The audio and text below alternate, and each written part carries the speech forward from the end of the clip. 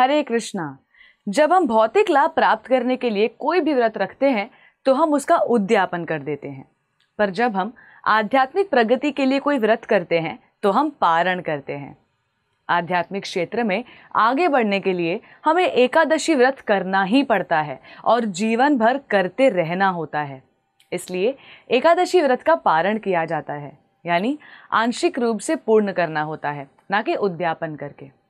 तो चलिए अब जान लेते हैं कि शयन एकादशी व्रत का पारण कैसे किया जाता है।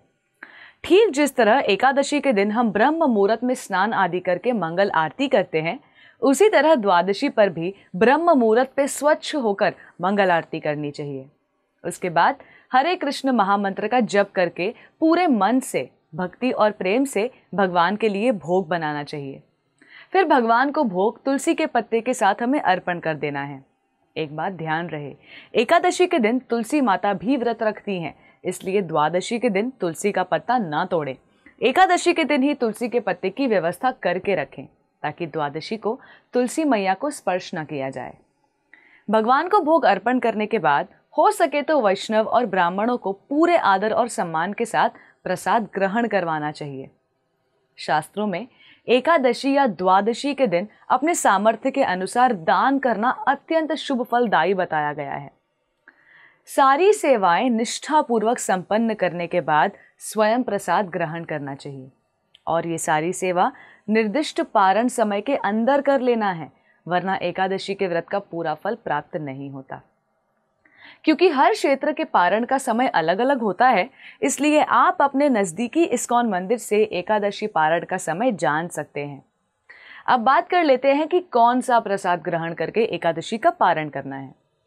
सबसे उत्तम तो यही है अगर कोई द्वादशी के दिन जगन्नाथपुरी के महाप्रसाद को ग्रहण करके अपने एकादशी के व्रत का पारण करें। पर अगर महाप्रसाद उपलब्ध नहीं है तो फिर भी आप पारण पूरे विधि विधान से कर सकते हैं। अगर आपने निर्जला उपवास रखा है तो पानी ग्रहण करके उसका पारण संपन्न कीजिए। लेकिन अगर आपने कोई भी प्रसाद एकादशी पर ग्रहण किया है तो आप द्वादशी के दिन भगवान को अन्न का भोग लगाकर उसे प्रसाद के रूप में ग्रहण कर सकते हैं। जो भी मनुष्य आषाढ़ मास के शुक्ल पक्ष के शयन एकादशी के व्रत को संपूर्ण रूप से समापन करता है, उसे न केवल आध्यात्मिक बल्कि भौतिक उन्नति भी मिलती है। व्रत धारण करने वाले के समस्त मानो सारी कामनाएं पूर्ण हो जाती हैं। आप सभी को शयन एकादशी की खूब खूब बधाइयां। धन्यवाद। हरे कृष्णा।